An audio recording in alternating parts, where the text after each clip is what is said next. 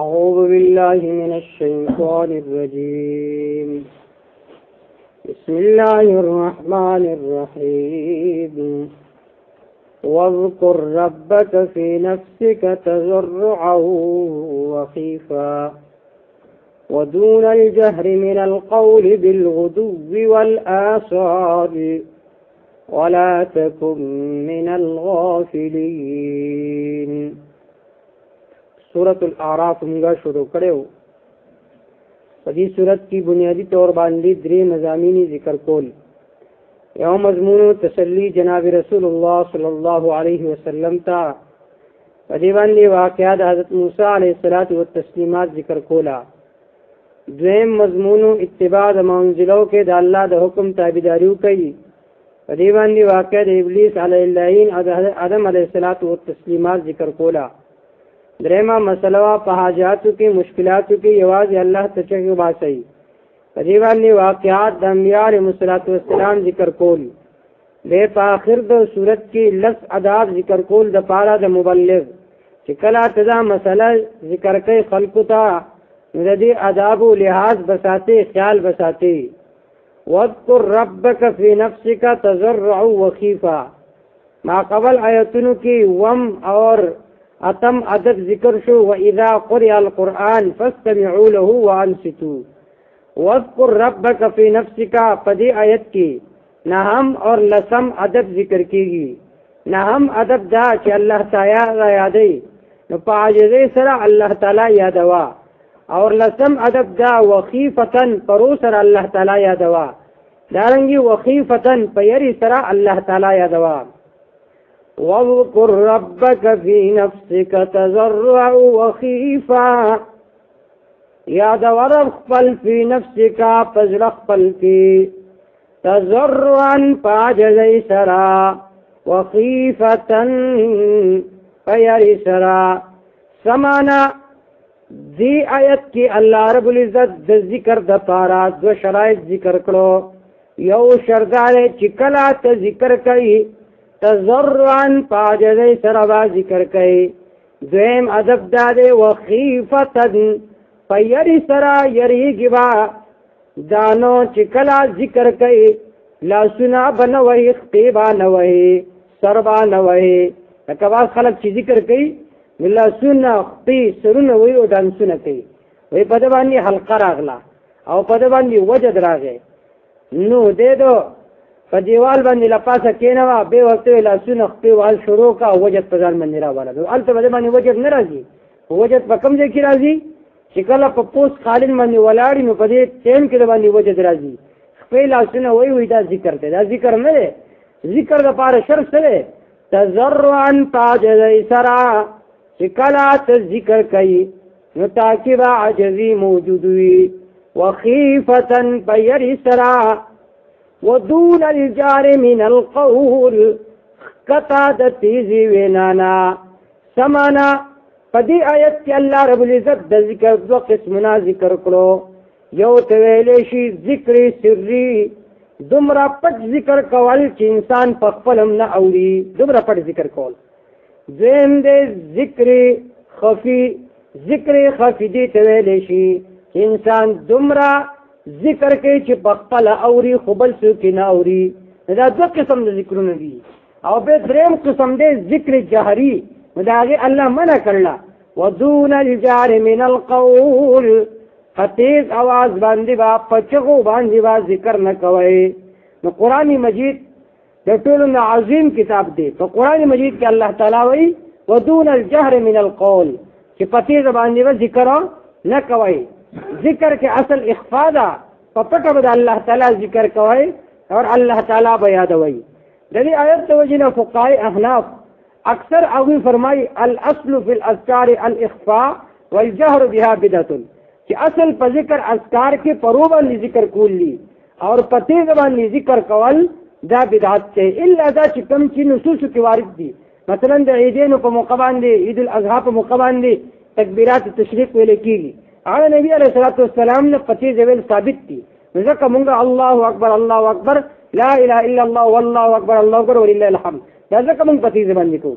دا رنګي تکبیر تحریما دا په جهر سره ویل ثابت دي د نبی علیه الصلاه والسلام نه، ځکه موږ دا په جهر سره ویو په تیز باندې ویو.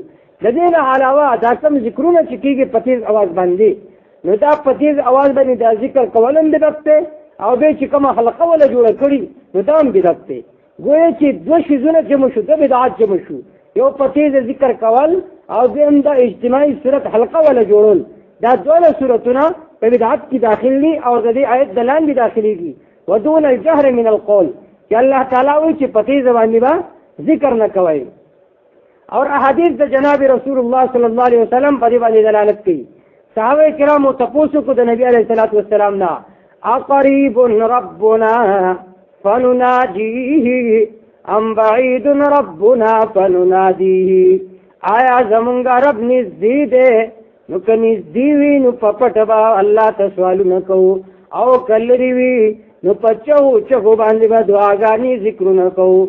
نو الله تعالی دا آیت راولېږو وَإِذَا سَأَلَكَ عِبَادِي عَنِّي فَإِنِّي قَرِيب، د تا نه تپوس کې زما بندګان زما متعلق نو فإني قریب زه نږدې ما او داسې نږدې ونحن اقرب الیه من حبل الورید، زه د شا د رګ نم د انسانانو ته ډېر نږدې ما.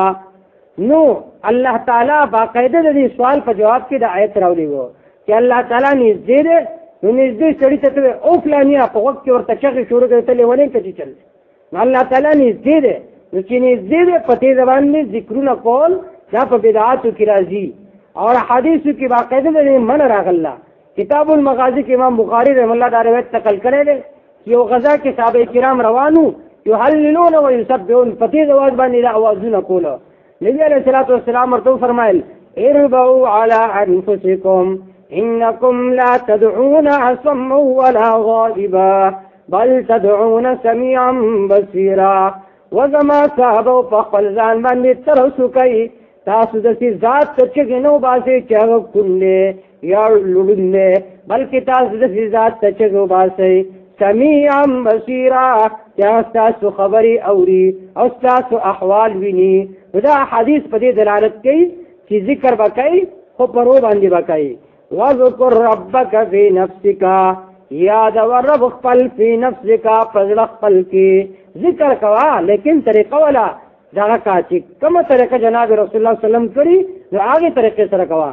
تضرعا فاجزی سرا وخیفتن پرو سرا یا وخیفتن پیری سرا ودون الجار من القول کتدتی زوینانا بالغدو والآصال.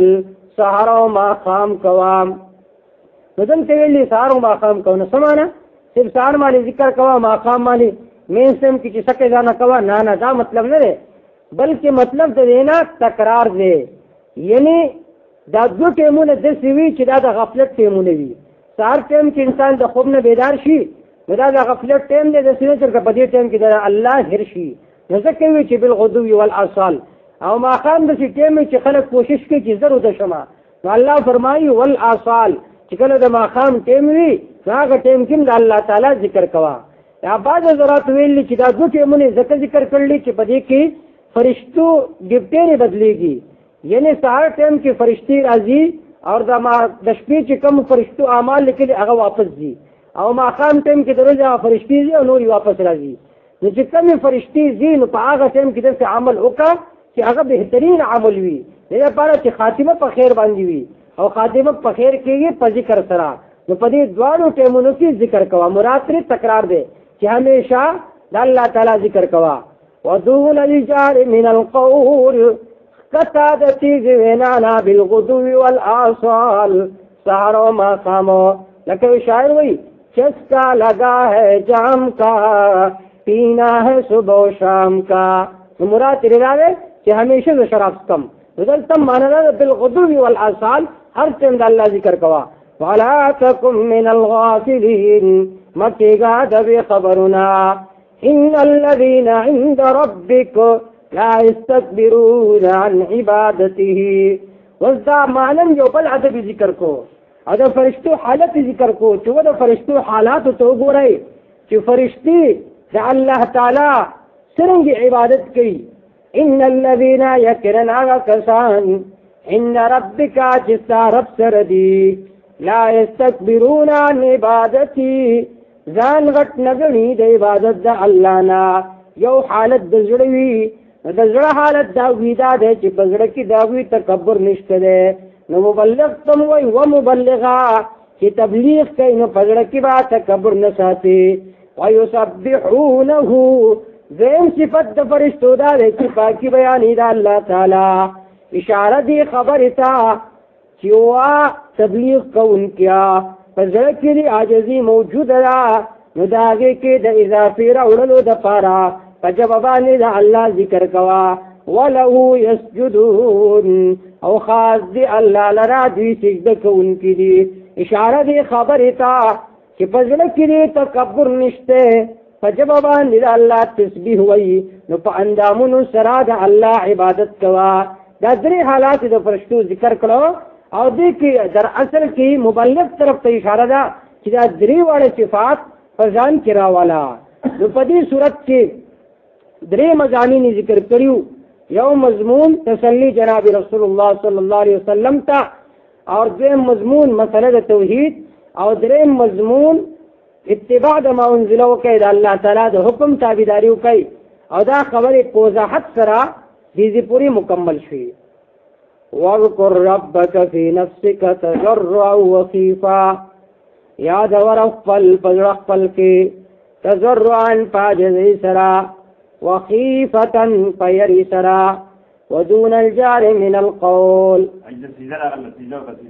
قطع دتیجی وینانا بالغدو والآسوال سهر وما خام ولا تکن من الغافلین مکیگتو من الغافلین دبی خبرنا. ان الذین عند ربک یقینا کسان چستا رب سردی لا یستکبرون عن عبادته ځان غټ نګني عن عبادته د عبادت د الله نه. ويسبحونه پاکی بیانی د الله تعالی.